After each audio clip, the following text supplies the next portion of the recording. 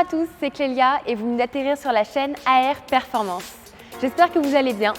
Pour la vidéo d'aujourd'hui, on vous présente de nouveau une allemande, mais pas des moindres, puisqu'il s'agit de l'Audi R8.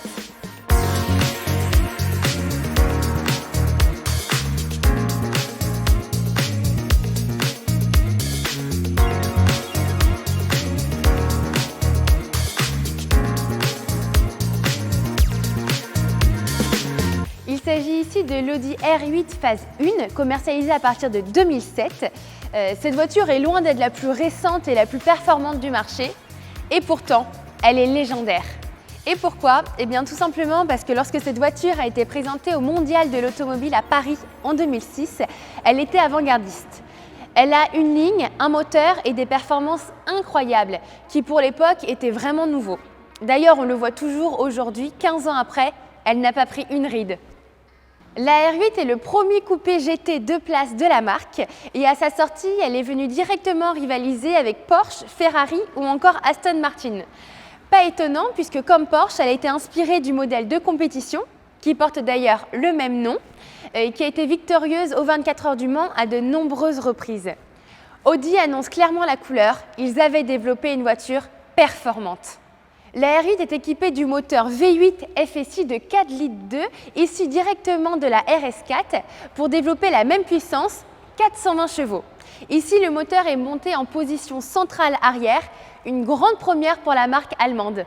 Lorsque la voiture est sortie en 2006, on a tous été bluffés parce qu'elle avait un look d'avion de chasse, et ce qui est d'ailleurs toujours le cas aujourd'hui. On retrouve à l'avant ces feux LED très caractéristiques de la R8 et d'ailleurs que ce soit de nuit ou dans son rétroviseur, il est impossible de se tromper, on sait qu'on a affaire à une R8. Le badge Audi que l'on retrouve habituellement au niveau de la calandre est cette fois-ci placé au niveau du capot pour laisser la place au badge Quattro puisqu'il s'agit ici d'une 4 roues motrices. On retrouve aussi sur le côté deux grosses entrées d'air avec des baguettes en carbone et on a aussi deux autres entrées d'air sur le côté de la voiture. On arrive justement sur le profil de la voiture où on retrouve les fameuses side blades caractéristiques de la R8, ici en gris clair, assorties aux jantes en étoile de 19 pouces. On a un arrière assez massif, ce qui s'explique par la présence du moteur, alors que l'avant est assez court. Ce qu'il faut savoir, c'est que l'empattement est assez long, 2,65 m, et malgré son look assez compact, vous allez le voir tout à l'heure, on a un habitacle assez spacieux. On arrive enfin à l'arrière avec ce V8 atmosphérique. Pour rappel, 420 chevaux, il offre un couple de 430 Nm et une vitesse maximale de 300 km/h. Pour le 0 à 100, il faudra compter 4 secondes 5 et le 0 à 200, 16 secondes 5. Audi a travaillé l'aérodynamisme avec notamment un aileron rétractable et deux gros diffuseurs en carbone que l'on retrouve au niveau du pare-choc arrière. Cette voiture bénéficie d'un coefficient de traînée exceptionnel de 0,35. Pour rappel, la 458 Italia était à 0,33. On n'est vraiment pas loin. On se retrouve maintenant à l'intérieur et comme je le disais tout à l'heure, on a un habitacle assez spacieux.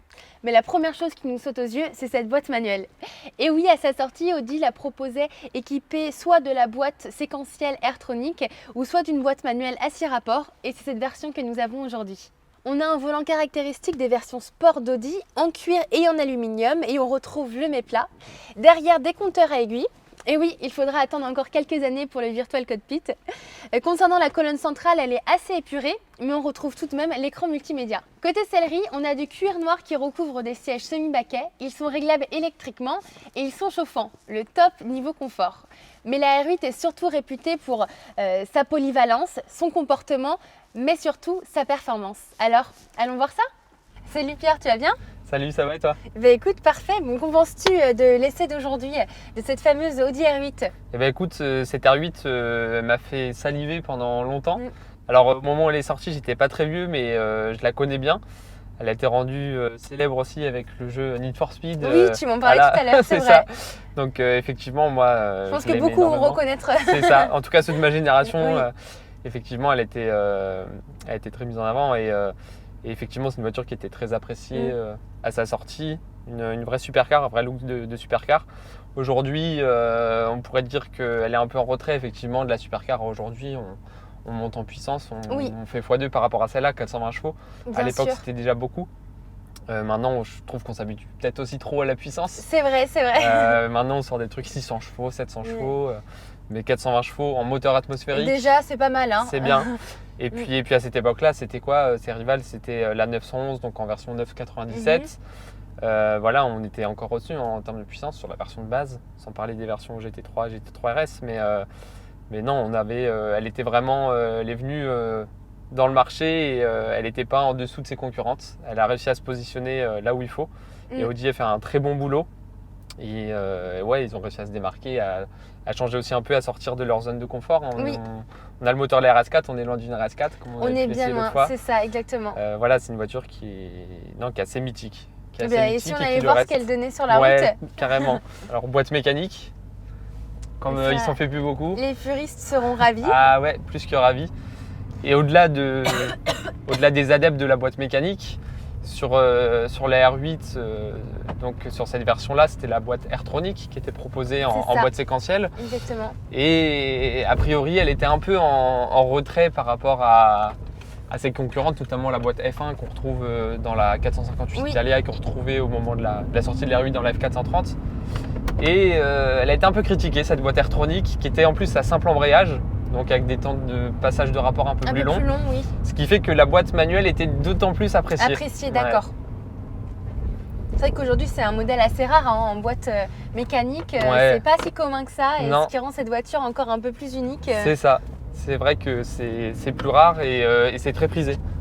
Bon, moi personnellement, j'aime beaucoup l'intérieur de l'habitacle. Que ce soit le volant type sport avec le côté mets-plat, on retrouve du cuir partout sur le tableau de bord et même de l'Alcantara juste au-dessus de nos têtes. Et c'est quand même vraiment, vraiment sympa. Ouais, c'est vraiment sympa. C'est vrai qu'on retrouve un peu le style Audi, enfin un peu, totalement. On le retrouvait sur la RS6 avec beaucoup de cuir, peu de couleurs, on n'a pas de surpiqûre colorée, tout ça. Donc non, ça, c'est un peu le surpiqûre noire, ça reste léger et sobre. C'est ça, c'est très sobre, c'est la touche Audi. Hein. Voilà, et c'est vrai que l'Alcantara amène un peu chouette, le côté un peu le luxe. C'est ça. Voilà, c'est très beau, c'est classe. Cuir Alcantara, j'aime beaucoup. C'est vrai que cette voiture a été aussi louée pour sa polyvalence.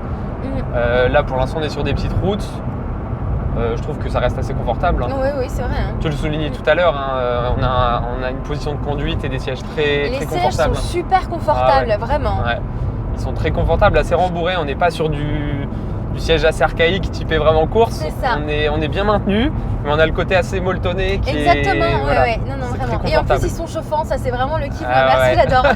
Surtout là en hiver. Voilà, surtout sur du cuir et en hiver. C'est pas négligeable. C'est vrai. Non, puis même pour une voiture, aujourd'hui ça s'est démocratisé énormément. Pour une voiture de 2006, des sièges chauffants, on ne les trouvait pas dans n'importe quelle voiture. Bien sûr.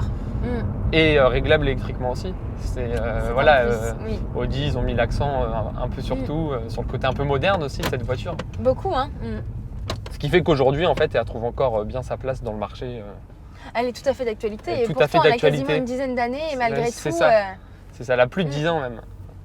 Alors cette boîte manuelle, précise, hein. On a une vraie boîte mécanique, très précise. Non, il y a des passages de vitesse. Ouais, elle est vraiment bien, elle est vraiment top.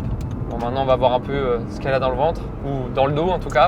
C'est ça, ce qu'on rappelle le moteur donc, qui est monté en position centrale arrière. C'est ça, j'ai derrière notre dos, on l'entend bien, le V8 atmosphérique. Voilà. Ah oui, on entend bien, ouais. Et si on se retourne, on a la vitre, on peut le voir juste derrière le moteur. En plus.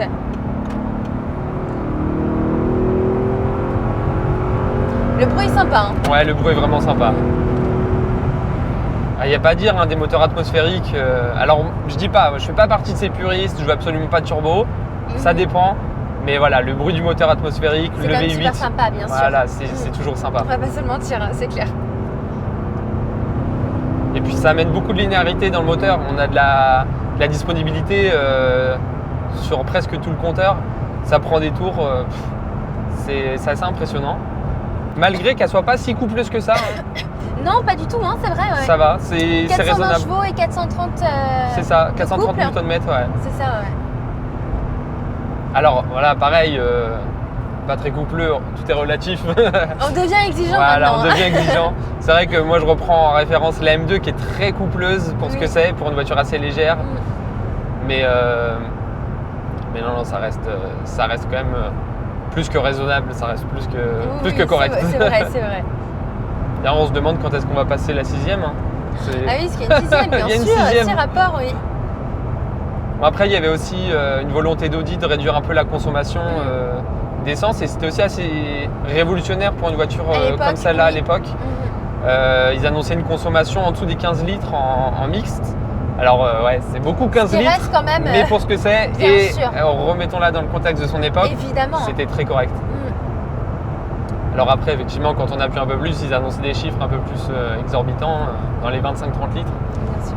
Et bah voilà, c'est ce qu'on retrouve Après, forcément. c'est le jeu aussi, hein, on en a voilà, on le conscience, sait, hein, quand on achète une voiture comme ça. Voilà.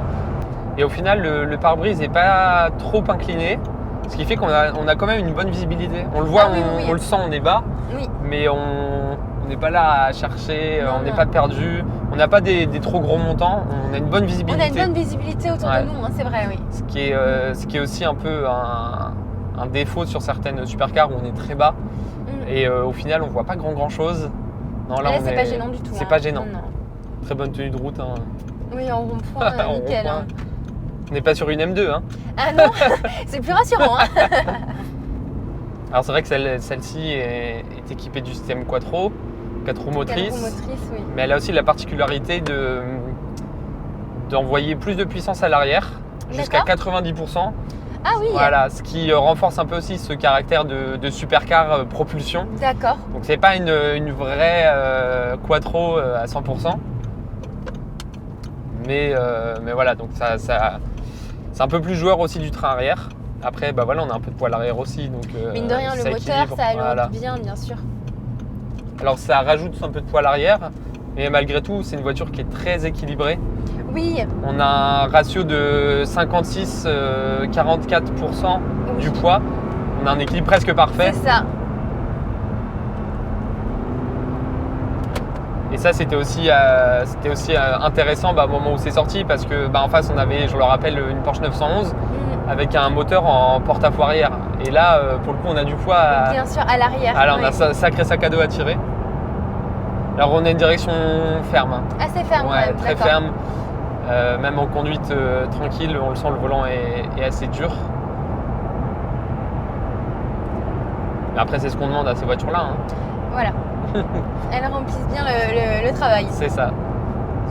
Je dirais même qu'une direction trop souple serait dangereuse. Et du coup, est-ce que tu as une idée du poids de cette voiture ? Alors, si je me souviens bien, on est dans les 1,5 tonne. Ouais, bah, c'est exactement ça, 1 tonne 560. Ok, 560. C'est ça. Ça va, hein, on les sent et pas. On les sent pas forcément, hein. Non. On les sent pas. Non, ça va. Après, il y a le moteur qui suit. Hein. C'est ça. Bon, le poids, forcément, quand on va chercher de la performance, c'est la chose qui peut faire défaut. 1 tonne 560 pour une supercar, ça reste raisonnable. Ça reste raisonnable, c'est ce que j'allais dire. Voilà, tant que le moteur suit, c'est surtout ça. Et là, en l'occurrence, non, ça va. Ouais. Ah, là, après, ce qui peut pêcher aussi, et on le verra après, c'est le freinage. Pourquoi ça ? Quand il y a du poids, voilà, oui, bien sûr. c'est un défaut aussi pour le freinage, bien sûr, forcément. Bien sûr. Mais celle-ci est équipée de freins à 8 pistons à l'avant, il me semble, ce qui est exceptionnel. Ouais. 8 pistons, c'est énorme. Même la Ferrari, je crois, elle a 6 pistons, si je me souviens bien. Il devrait y avoir du mordant. Alors, sur ce modèle, on a des disques en acier, mais il me semble qu'en option, il y a des disques céramiques aussi, carbone céramique. Après, si on fait pas de circuit et qu'on va pas chercher la performance pure, je pense que les disques en acier avec 8 pistons, ça devrait être suffisant. Un petit coup de pédale d'accélérateur. Et on monte très vite en fait, en vitesse, on se rend pas compte. Hein. On remonte très vite et on entend son rendement plus qu'agréable. C'est ça l'avantage aussi des moteurs en position arrière, on l'a juste derrière, on l'entend bien. C'est vrai. Pas envahissant. Non, pas du tout envahissant. C'est vrai qu'avec un beau temps comme ça et une belle route, moi j'irais bien me balader toute l'après-midi, faire un tour sur la côte. Carrément. Alors là, on n'a pas la version Spider, l'idéal c'est la décapotable et bord de mer. Oui, il fait encore un petit peu froid. Ouais, il fait frais par contre. D'ici quelques mois, pourquoi pas. C'est vrai. Puis moi personnellement, je suis moins fan des versions Spider. Déjà, on a plus les side blades qui pour moi sont un peu l'âme de... le charme aussi. Voilà, c'est le charme de l'R8. Exactement. Et puis bon, on a un profil un peu différent. Voilà, je suis moins fan. Après, c'est les goûts et les couleurs. Exactement. Et à souligner aussi, c'est vrai qu'on retrouve pas mal de carbone à l'intérieur. Du carbone un peu partout, hein. C'est vrai que sur le côté des portes. C'est ça. Sur le côté des portes, on a du carbone. On en a vu aussi au niveau du compartiment moteur, on retrouve du carbone. L'essai de porte. Ouais, l'essai de porte à l'avant, au niveau des entrées d'air et à l'arrière aussi. C'est ça, sur les diffuseurs. Exactement. Et c'est vrai des petites touches discrètes, mais ça rajoute un peu de charme et de caractère, je trouve, à la voiture. C'est ça. Le côté un peu plus exclusif. Oui. Le côté sport et puis bah voilà, le travail aussi pour alléger la voiture.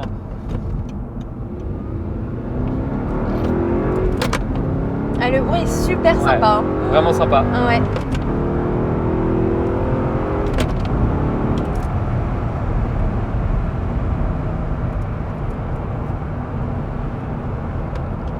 Alors cette boîte, franchement, impressionnant. Tu apprécies? Ouais, j'aime beaucoup. Et j'ai jamais essayé une boîte comme ça. Vraiment, voilà, on sent la mécanique, quoi. Oui. C'est un peu moins caoutchouteuse que la M2, puisque c'est la deuxième boîte mécanique, boîte manuelle qu'on a en essai. Oui, c'est vrai. Et la M2 avait un côté un peu plus caoutchouteux. Ouais, un peu. Là, on sent bien, voilà, c'est de la bonne mécanique. On l'entend. Hein. Oui, on l'entend. Ah, ça fait partie du charme. Moi, j'aime beaucoup.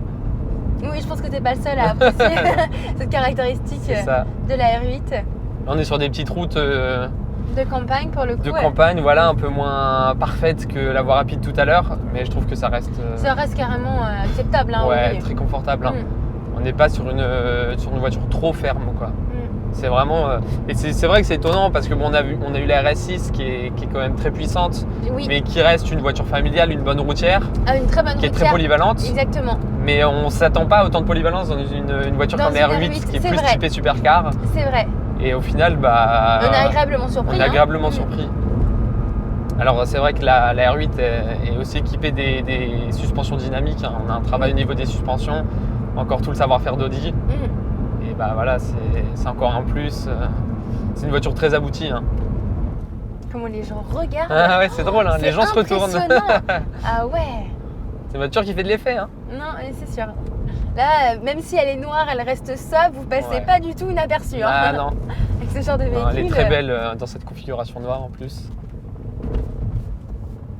Et justement, j'aime beaucoup ces side blades justement. Gris clair, gris clair qui contraste. Puis on a les jantes aussi gris clair, ce qui fait qu'on n'a pas une voiture trop sombre. Voilà, on en voit bien les lignes, il y a du relief, il y a du contraste et c'est vraiment sympa. Bon écoute, j'espère que tu as pris beaucoup de plaisir avec cet essai. Énormément. Il y a quelques années en arrière, j'aurais pas imaginé me retrouver derrière l'envolant de cette voiture. Et aujourd'hui, en tout cas, je suis super content d'avoir pu l'essayer. Et bah écoute, c'est validé. C'est validé. Moi aussi, j'ai pris beaucoup de plaisir avec toi par ce beau temps de cette petite balade en R8.